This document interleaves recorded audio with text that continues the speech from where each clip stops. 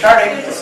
What I want to start out with is a movie that probably a lot of you saw, probably 15 years ago, yeah. So it's a movie called Gattaca. And it shows the story of a future dystopia that's based on projections of what the field of genomics might do in society. In other words, it's sort of like a vision of the future in the age of genomics. And the age of genomics really started out with the Human Genome Project, which sequenced all the base pairs in the human genome and has led to a lot of impact on many different fields of science. There's a similar project going on right now with the Tree of Life. The Tree of Life is the phylogeny of all living things on Earth. And a construct that we haven't been able to build yet. There's a lot of effort and a lot of funding going towards building the Tree of Life. So what I want to ask in my talk is whether we could generate a vision of the future in the age of the Tree of Life. So once we have this Tree of Life, what is it going to do for us? What can we learn from it? My talk has 3 parts. I'm going to start out by talking a little bit about some efforts in my lab to visualize really large phylogenetic trees. Then I'll talk a little bit about analysis and give you a couple examples of the kinds of things we can learn from phylogenetic data. And then last, I'll talk a little bit about a software project that we're right in the middle of right now. That would be the best place to get feedback from people about. So we'll start out with visualization. And what I'm going to talk about is a project called OneZoom. The main driver and programmer and ideas person for OneZoom is pictured here, James Rottenwell, that's me on the right. This picture is actually taken, if anyone recognizes the spot, right in front of Down House, which is Darwin's home. And we're standing on a place called the Sandwalk. The Sandwalk is where Darwin would go when he needed to think about things. He would walk back and forth on this path. And James and I went to the Sandwalk and had a conversation about James' lifelong love of fractals and his desire to make a phylogeny viewer that was based on fractals. And so that led to this idea of OneZoom. Now I'm going to switch over to my web browser and demonstrate OneZoom, which you can find at www.onezoom.org. But it's really not that fun to watch OneZoom. You have to go try it yourself. So I encourage everyone to go to our website and try it out. Let me just give you a quick tour here. Right, can everybody see this web browser? Probably. Okay, I'm going to assume that you can't. So if you can't, this will be really boring. So here we have a view of the phylogeny of tetrapods in OneZoom. And you can see amphibians, mammals, birds. The cool thing about OneZoom is that you can zoom in on this tree to see more detail. And you can do that almost without limit. If I find a species that I'm interested in, we've got it set up where you can click on the button and go to the wiki page. I won't do that. You can zoom back out. Now this is really useful to those of us who study large phylogenies because it was difficult to visualize big phylogenetic trees. As you can see on here, this is a phylogeny with about 22,000 tips. And what people have been doing is things, well, there are some big phylogeny viewers out there that work okay, but a lot of people just would print the trees out and tape them to their wall with different sheets of paper, which isn't really very good. So the practical viewer is much more useful than that. You can zoom way in on some parts of the tree actually go quite deep. Going and going and going and going. Going. Back up. And I think that zooming, if you play with this a little bit, will give you a sense for the scale of the Tree of Life. Another cool feature this has is this growth animation. So this, you can see the time scale at the bottom shows a reconstruction of the growth of this tree through time. Now this doesn't include extinct species yet, but only the branches of the extant species. You can see now we're about 200 million years ago, and the tree's starting to fill out a little bit, but not too much. Right, so you have the major groups forming, but the detail. Yeah, right. We are missing most of the Tree of Life. That's a good question. Thanks. But we're working on that. That's all percolated at the top. We also have a few different fractal shapes. The big one that emphasizes the balance of the tree. So the branch with the most species in it keeps going sort of straight, and the branch with fewer species veers off. There's one that looks like a tree. All these are fractal, so you can do them on all of them and split them. So I encourage everyone to go play with this and see what you think. And that's at OneZoom.org. The other thing to mention is that it's completely open source software, and so you can get the source code and play with it and modify it however you want. You can also find our Facebook page. And we published a paper about this that you can read in PLOS Biology. So that's our attempt at visualizing the tree of life. The next thing I want to do is tell you a couple of stories about analysis. And the point of this is to try to convince you that we can learn a lot of things from this kind of data of relationships among species. The first part of the analysis is the work of postdoc in my lab. This is Joseph Letta. He's dressed up as Tupac there, it doesn't really matter. And so Joseph is involved in a project that's trying to build new ways to understand how traits evolve on the tree of life. If you saw my beacon talk last year, you might remember this slide showing George Gaylord Simpson's idea of adaptive radiation. And so Simpson pictured adaptive radiation as one of the driving forces about diversification on the Earth. And the idea is that you have radiation of lineages, as these little lines on this plot, into what Simpson called adaptive zones, the sort of tunnels that you see. And you can see within adaptive zones, lineages diversifying and filling that adaptive zone up. An adaptive zone is like a collection of niches that species might occupy, ways of life of species. My method that I talked about last year focused on these jumps between adaptive zones. So when the lineages jump from one adaptive zone to the next. Joseph is working on a method that focuses more on evolution within adaptive zones. So if species are evolving in adaptive zones, we should see a signal of that constraint on their traits by looking at patterns on phylogenies through time. The way we model that is using statistical models. So the most basic statistical model you could think of for trait evolution through time is Brownian Motion. Brownian Motion is just a simple random walk where trait values are drawn from a normal distribution, and the variance of that normal distribution depends on time. And you can see that this sort of, here's a bunch of lineages all evolving in a Brownian motion over some time period. And the species get more and more different because they're all undergoing independent random walks over time. And the force that drives those species apart might be something like genetic drift. It might be something else. It might be selection of various randomly through time, something like that. But we'll just for now call it drift. Now, if these species are evolving in an adaptive zone, though, this space that they're evolving in should be bounded, or they should feel constraints as they get towards the edges of that adaptive zone. And so we can model that using a statistical process called Ornstein-Uhlenbeck.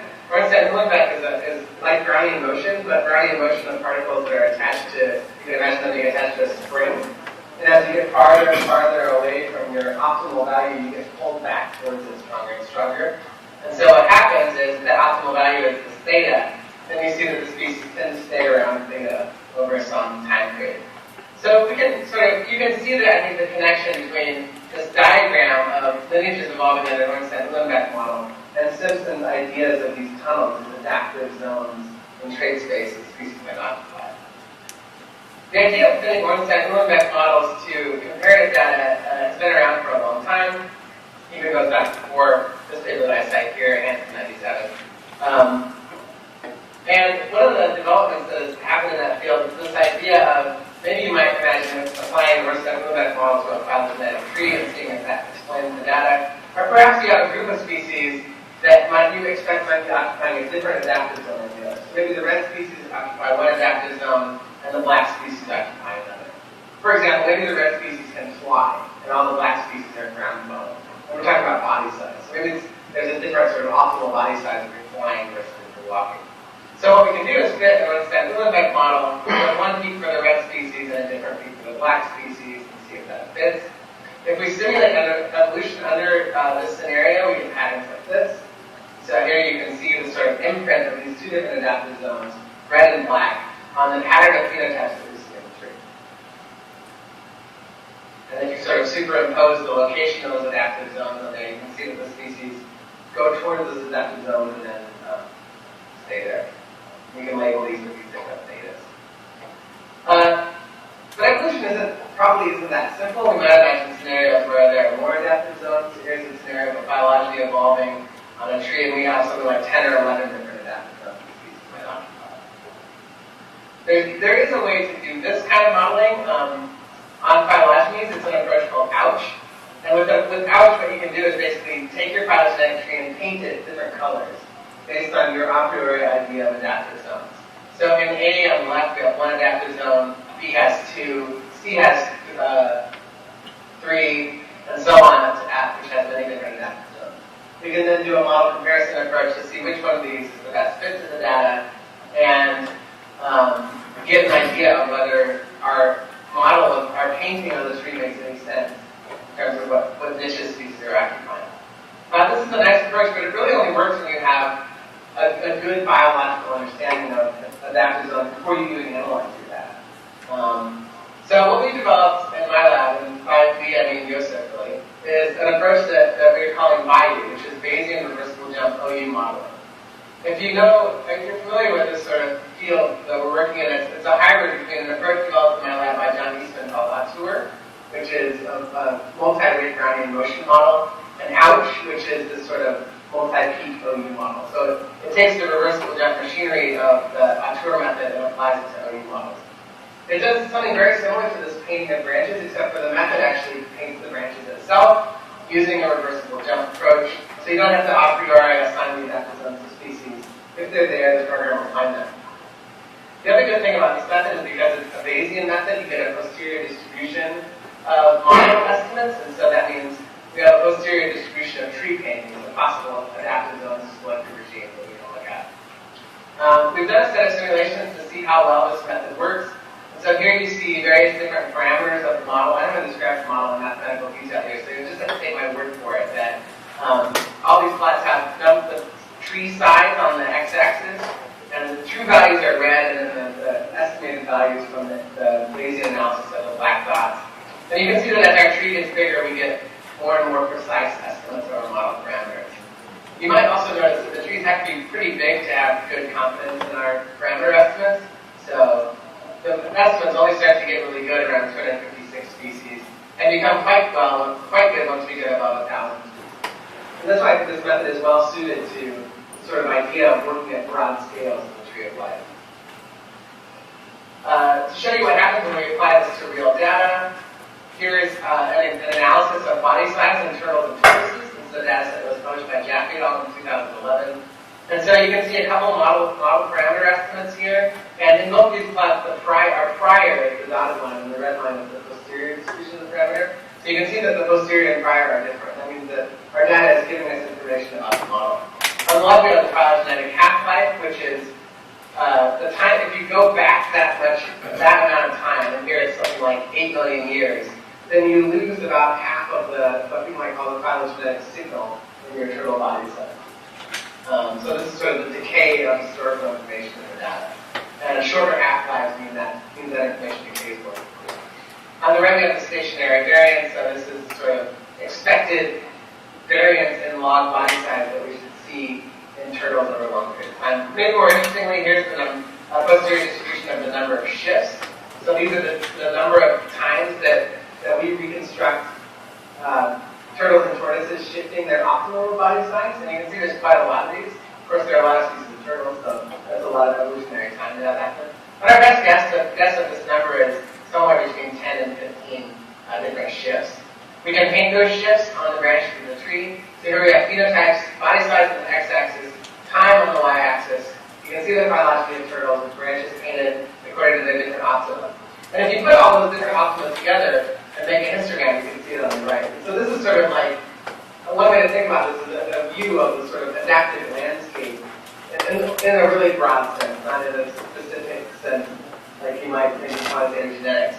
But it's a view of the sort of long-term peaks in the distribution of body size that the turtles and tortoises experience over macroevolutionary history. But we can also see some things that make biological sense. Like on the high end, we have things like Galapagos giant tortoises and sea turtles that have very large body size.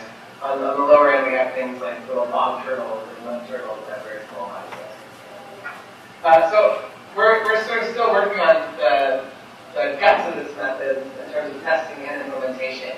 But I think it seems like a promising approach to use biologies and trait data to tell something important about macroevolution.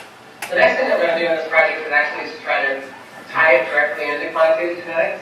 And the simplest way we can do that is instead of using vague priors like what I've described so far, we can use priors that are informed by quantitative genetic tests. So things like heritabilities, additive genetic variants, population size, things like that can go in as prior knowledge as well if you happen to know something about it, which often we like. So that's that's one story that we can tell from work in my lab about using trees to learn interesting things about biology.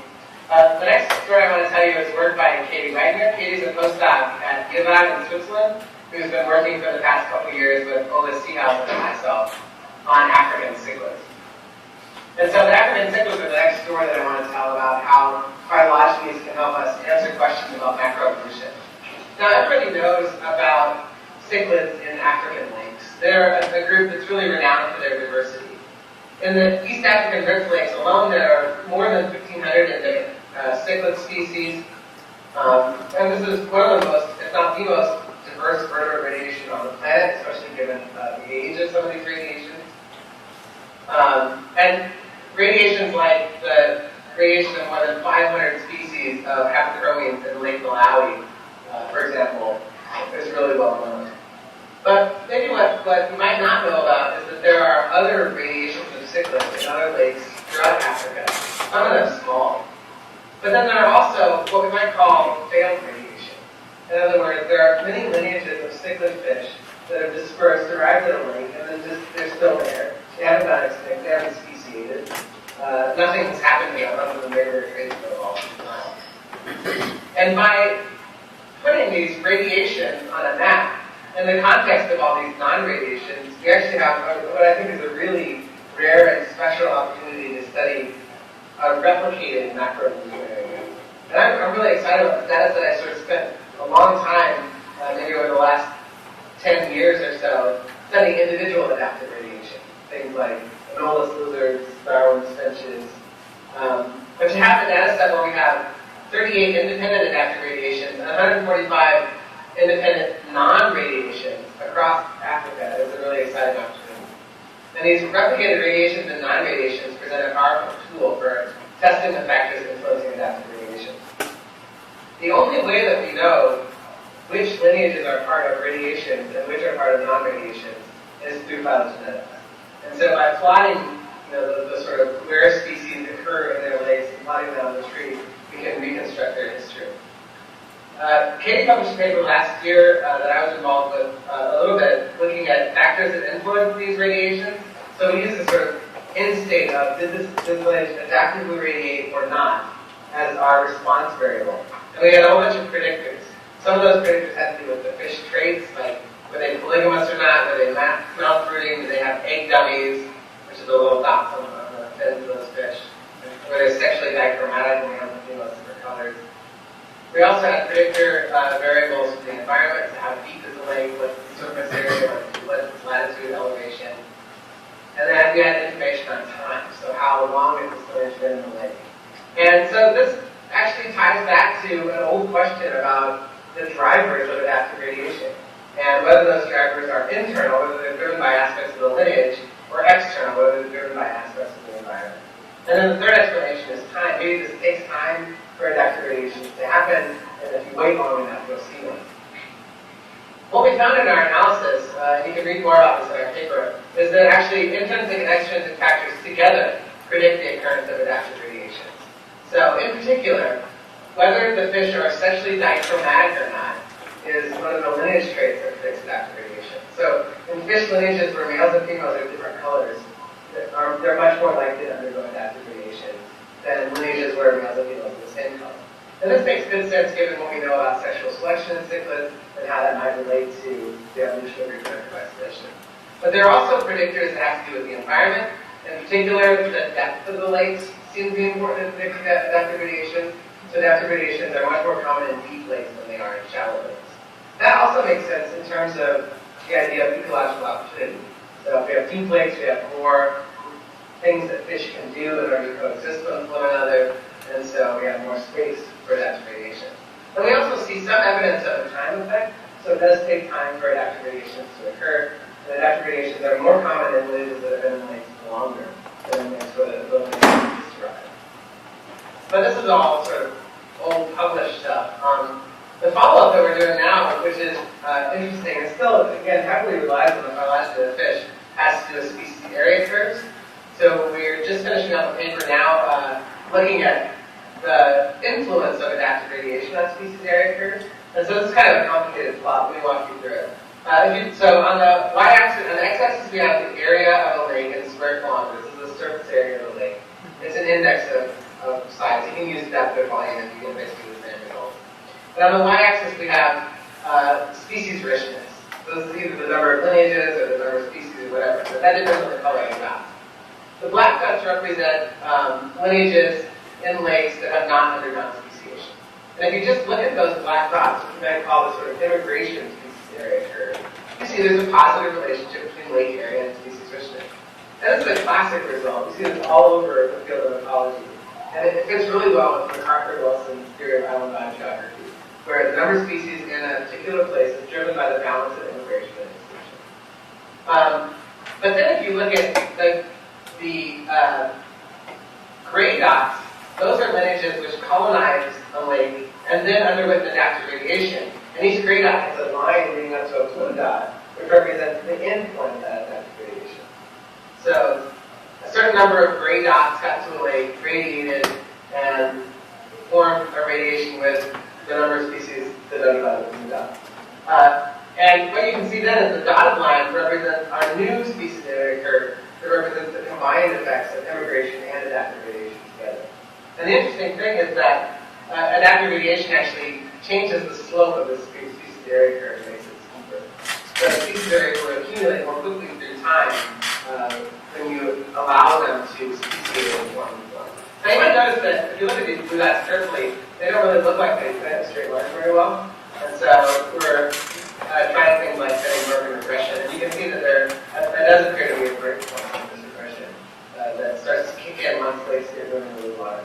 And what that might represent is lakes that get large enough to allow speciation to happen by allopathic processes.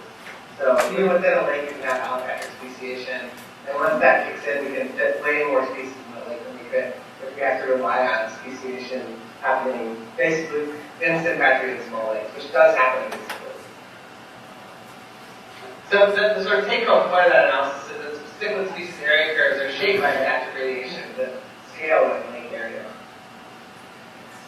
So those are a couple examples of the sort of kind of things that we do in my lab in order to try to understand and analyze patterns on phylogenetic data. And I picked those two because I think they span a pretty broad range of topics from macroevolution and adaptive zones through to ecology, macroecology, species area curves. And so I guess the point of that is that we can learn quite a lot from the tree of life. But really one of the limiting factors in understanding and analyzing phylogenetic data is software. So just for example, right now if you want to analyze phylogenetic data on this scale, say that you get a grad student who wants to do a project like this. Well, first the grad student has to study the field of phylogenetics and learn how to build trees, which is a really mathematically rich and interesting but a little difficult to learn that whole field. There's a lot of software associated with that. These are names. You have to know about genetics and sequence alignment and things like that. But that's just to get your phylogeny. Then to analyze your phylogeny, right now we have to sort of know how to program computers at least a little bit, because the sort of cutting edge software is all in R. And so you have to be able to write scripts in R. And then it's really better if you can program in C or C++ too. So by the time the student knows all these things, they're probably in their 5th year or something, and only then are they able to start doing complicated analysis. So we have a software project right now called Arbor. Here's our logo. That's meant to make this process of analyzing phylogenetic comparative data and learning from the tree of life more straightforward and easier for our users to do. And I'll explain what Arbor is meant to be. It's a little weird, I guess, talking about software that doesn't exist yet, but I hope that this will be ready for people to start using sometime within the next 6 months, so you can be on the lookout for it. The goal of Arbor is to study things like speciation and extinction, trait evolution, the evolution of species ranges, distributions, using phylogenetic approaches. And so I'm going to tell you a few things about Arbor. First, the really big picture view of what it is. One of the things that makes Arbor, that will make Arbor unique is that it allows you to do comparative methods through visual workflows. If you work on genomic analyses, you're probably familiar with this kind of software. There's lots of things out there a few things out there that work like this. Maybe the most prominent is Galaxy. The idea behind building methods with workflows is that it's more like building something out of Legos than it is like programming a computer. So here you see a mock-up that the programming team of Arbor has made of what a workflow might look like. And so we have some data sources, and they're all coming together with this thing you see on the left called Data Integrator. It's a module that helps you match the species in your tree with the species in your data. Which sounds simple, but it's actually really how a lot of us spend a lot of our time, and it's very annoying. Then we can send that to this open modeler module, which might do something like ecological niche modeling or species distribution modeling. We can view that on the map. We can do some analyses, and we can spit those analyses out to a file on our computer, or we can upload them to our remote server. And so the idea is that these blocks would be out there for people to use, and you could sort of connect them together with threads that represent your programming workflow. And that's a lot easier to understand and implement than working with something like R. One of the ideas behind Arbor would be is to make it easy to add new modules to it. So for example, even the way Arbor is set up right now, you can just write an R script in a simple XML file and plug them into a folder, and Arbor will recognize that as a new module and you can put it into your workflow. And so it's easily extensible to new things.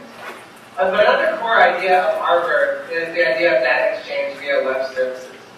This is a little bit of a jargony slide that any of you who know about sort of how web services work, and we get more out of this than others.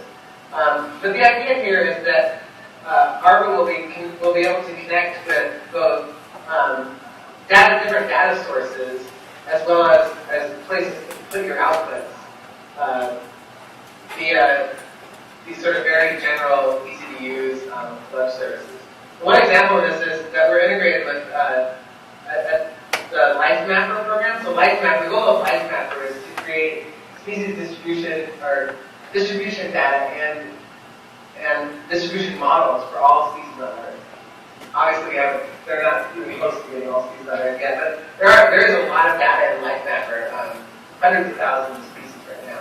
So we can pull geospatial, temporal, species range data using web services from LifeMapper and incorporate them into our Arbor workflows using some Python experience. And you can see an example. This is a species of heliconia, and you can see that on the left is a very time-consuming sort of hand-curated distribution map of that species. The points are where the species has been found, where the museum localities are, and then the colors are the sort of model probability of occurrences. And on the right, you can see our version of that, which we generated on the fly using web services. And there are some differences, but they're close to being the same.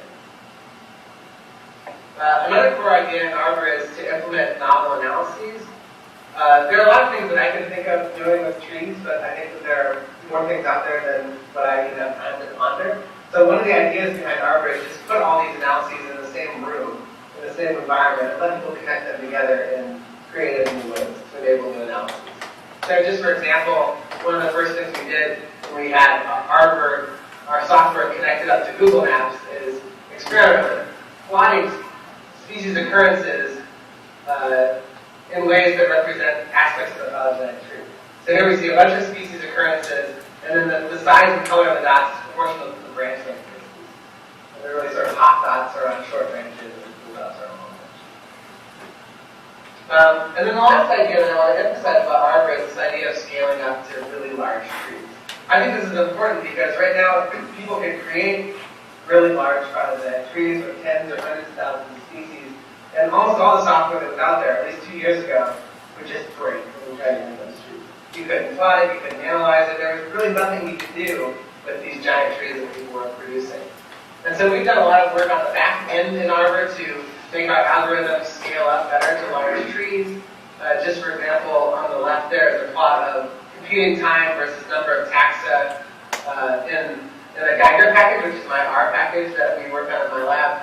And you can see that the red line is the original way we were doing these computations in Geiger. The green line is our new way. And we've achieved so far a 10,000 times speed up for trees with 4,000 taxa using this new algorithm. And on the right, you can see that there's a function in the R package 8 that's called drop tips, where you take a phylogenetic tree and prune taxa out of it. And we re-implement that in C++ as part of Arbor. And you can see that when the trees get, so this, I don't know what's on the x-axis here, but those numbers aren't right. But this is taking a phylogenetic tree with something like 100,000 species in it and trying to bring species out. And you can see that the time that takes in C is less than a second. It's pretty flat, so C can handle this in a really smooth way. Whereas R we start getting skulls where R can't even handle that fast anymore. And so that's really just to illustrate the point that people aren't ready to deal with giant phylogenetic trees, and we're trying to build tools that will allow that. And then I think the best way to sort of illustrate where we're going with Arbor is to talk a little bit about the approach we're using to develop the software. And it's an approach based on test cases. The reason why, so we have a set of well-defined biological problems that we're trying to solve in the software. And all the priorities in terms of what gets coded next and what gets done are driven by a team of biologists to have these test cases they're trying to solve. I think this is important because it allows biology to drive software rather than software to drive biology. So let me talk to you about a couple of these test cases. The first one has to do with spatial diversification, so how species diversify over space and time. This comes from a very common biological problem where we have really closely related species with overlapping distributions. For example, these are two species of Heliconia. This is work by my collaborator, Chelsea Speck, UC Berkeley. And so you can see these two species. They're similar to one another, but you can tell them apart. They're closely related. You can see those two red branches on the phylogeny. And then they have overlapping ranges where Heliconia orthotrichta has a small range, like a subset of the range of stricta. But what Chelsea Speck knows about these species is they're also really variable, and they're morphologically variable in ways that might be structured geographically. In particular, stricta has a wide range of different colors, and you can see they range from red to yellow. And it may be that these two species have morphological variation that reflects their geographic ranges. In particular, we might expect that these two species will be most different when they come into contact with one another because of processes like character displacement. They might be more similar in other parts of their range. So this is an example of the kind of test case problem we're trying to solve, which involves a combination of species trait data at the individual level, distribution maps, and phylogenetic trees. Let me just show you a little bit of what we've done so far and what we can do with this kind of data. So this is actually a picture of part of the Arbor software, and you can have a phylogenetic tree on the left and a map on the right. We were calling this phylomap, so we learned there are 3 other things called phylomap already, so I have to think of a new name. Then you can do things like click on the phylogeny and have a species range come up, click on another part of the phylogeny and have the other species range come up, and so on.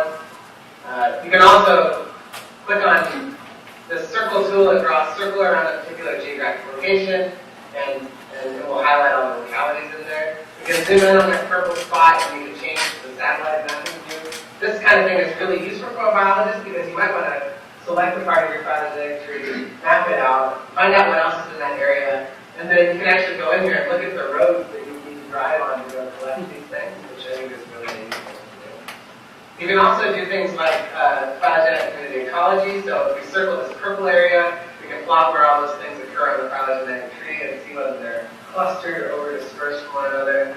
You can compare that with the blue area and try to sort of make biological conclusions from these patterns of phylogenetic structure.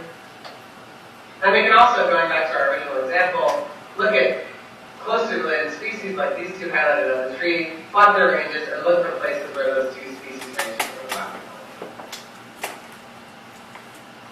You can also zoom in on parts of the species range that are exceptionally diverse. That little square at the bottom, everything that's highlighted on the phylogeny. You can see that in that relatively small blue square, we've actually captured a giant portion of the phylogenetic diversity in the whole group of Heliconia. Then the second thing I want to talk to you, that's another thing that's sort of driven by this test case approach, is the idea of dynamic character coding. And so when we have a species, often when we're having phylogenetic trees, or think of one species like this, Anola sacria, that's a heck lizard. They have a 2 lab, and so you have a code, like Anola sacria has an orange 2 lab. But really, if we look at actual individuals of that species, they're all different from one another. And so this coding that we have for the characters on our tree represents the average of a large number of individuals, and that's true for all of our species. So what we've done in Arbor to try to capture all that information at once is develop a thing we call the Arbor Trait Museum. So here's an example of an Arbor Trait Museum applied to heliconia.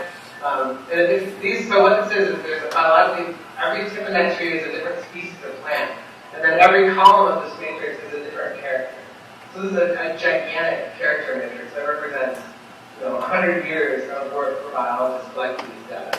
And the cool thing about the Arbor Trait Museum is that these spots, for example, this spot for H. lattispatha, don't just represent one character state, but actually all the data of individuals in that species is stored in that cell in the matrix. And we can plot it on a map. So when we were doing this exercise for heliconia, what we actually discovered, what Chelsea discovered, is that that species, which was already known to have a really wide variation in flower forms, those colors are distributed geographically in north to south gradients. So the ones that are in southern Mexico are orangish, and the ones that are in northern South America are red. But only by creating this multi-layered sort of virtual trait museum could we find those patterns and analyze them. One of the things that's going on inside, sort of in the guts of the software that makes this work, is a new type of, a new method for storing phylogenetic data. And we're using a NoSQL storage engine that stores trees, but then we can also associate sequences, geographic occurrences, traits, and even analysis workflows together in sort of one structure. And it can be easily queried both via our software and using web services. So that's sort of a picture of the way that we're thinking about the software and how we're putting things together. It's at a really early stage, which is unfortunate because it's hard to give it to people to use. But it's also a really good time for me to get feedback from anyone. Let me tell you a little bit about what I think this will look like when it comes out. And I think the best way to sort of illustrate that is this idea that we have of creating two versions of the software. One will be standard Arbor and one will be Arbor Pro. The idea behind this is if you create something where, if you give kids Legos, they'll build all kinds of crazy stuff. And I think that's fine. But I also think that there is a certain number of comparative analyses that people just want to do the standard thing. And so if you want to do a standard comparative analysis, and I bet I could list off 6 or 7 things that capture about 95% of the use cases that people have. So Arbor will have preset workflows, and here I've sort of denoted them with shapes. So you can just slot your data in. So you put your phylogeny in the tree part, you have a couple of traits, you put them in the trait circles, and they're in the right shape so they fit. And then you send everything to an output file, and voila, now we have a workflow for doing maybe the most common comparative analysis, which is independent contrast. And this is a way to test for an evolutionary correlation between these traits. Are these two traits evolving together? And so this sort of, it's like an analysis wizard, you might call it. There's a thing called DNA subway that's like this for bioinformatics. And I think by creating a small set of these preset workflows people can plug into, you can capture a lot of things. And then if you don't like that, you can turn it off and get to Arbor Pro, which will let you do whatever you want and connect things together in whatever way suits your fancy. And it's sort of not our responsibility as programmers to make sure that what you're doing makes any sense if you turn on Pro mode. But that frees people up to be creative and do things that they do with it. So this is not just my work, but it's a whole team of people that are working on Arbor. So I wanted to acknowledge my collaborators here, in particular Kurt Lyle, who's the sort of lead of the programming team. The idea of Arbor is that we're creating this big tree of life, and we want to understand it. So it's a way to sort of allow people to climb up into the tree of life, look around, and try to understand what kinds of patterns they might see. So that's really all I have. I want to thank a long list of collaborators and Harmon lab members who helped out with this work, funding through IBES and Beacon, and also NSF and NIH. And I'm happy to take any questions that you might have.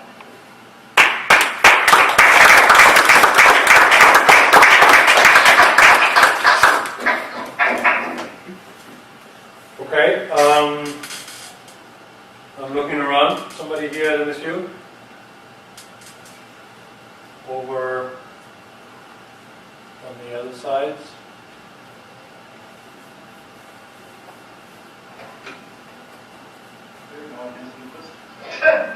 Here's a question. I have a question. Here's a question. I was about the first segment where you had these visual reconstructions where you can sort of zoom in and out of the fractal tree of life. I think that's really neat tool. I wondered if a couple questions. If you thought about using that for education because it's so dynamical in a way that sort of spurs curiosity, but also more on the end for the end user. I was wondering if those trees adjust for timing estimates of how these traits evolve through evolutionary time, and then also if you have any thoughts about incorporating horizontal gene transfer into that software. Okay, those are all really good questions. So the first question was about education. There are people who are using OneZoom already in courses, both at the high school level and at the university level. I know that they're doing it, but I haven't gotten much feedback other than like students think it's fun. But I don't know whether it makes them learn or not, which I think would be good to know.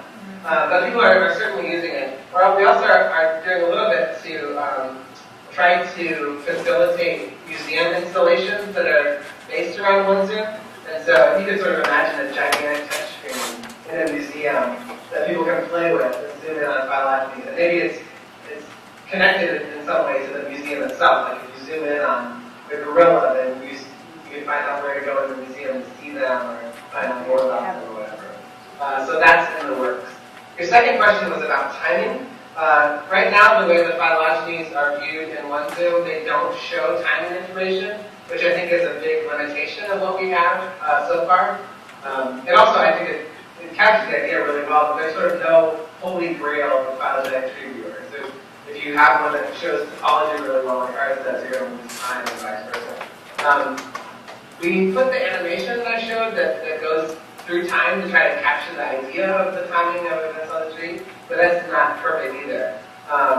And James has an idea of a different fractal view that will show timing information, where the branches actually, I think they get skinnier as you go towards the present or something. There's some weird things you have to do to make the fractal have real branch lengths. And so that's still in the works. Your third question was about horizontal gene transfer, and that is a more difficult thing to incorporate. I think for a few reasons. One, that the sort of parts of the tree of life that have a lot of horizontal gene transfer are often very contentious. We don't know exactly what those patterns might be. And second, that it's hard to plot in a way that sort of captures all the information at once. We have experimented a little bit with some things, like trying to plot the sort of capture of chloroplasts and mitochondria with a line through the OneZoom fractal. And you can do things like that. But we haven't got anything that really is as visually effective as the original tree viewer yet. But we're thinking about it. Did that answer all your questions? Yeah, thanks. Okay, there was a question here, Alex. Oh, with the reversible jump software that you're working on, is one of the assumptions that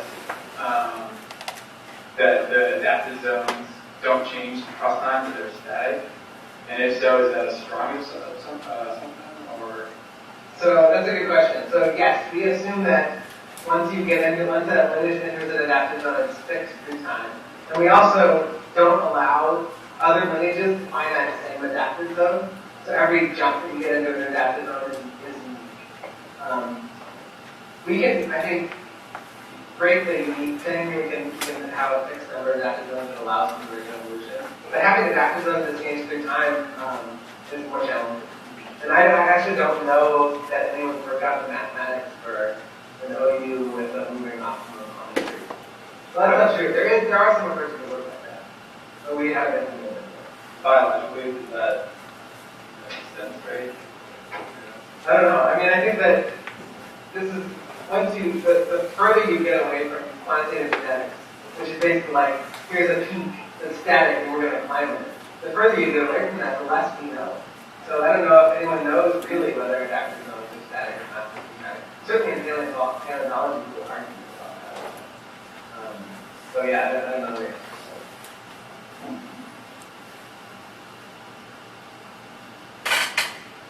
Yes, Holly. How do you do time? How do you know how long they've been awake? So it's the time. So the time information is by far the least precise of any of our predictor variables, and it's based on both the branch lengths in the tree. The tree is calibrated to time, and so often you can sort of say, well, it's on this branch in the tree, so you can bound the time using that. And we use both the crown ends and edges of the blade, which is like sort of a minimum and maximum of the time of the tree. We also, in some cases, have data on how old the lake is. Oh.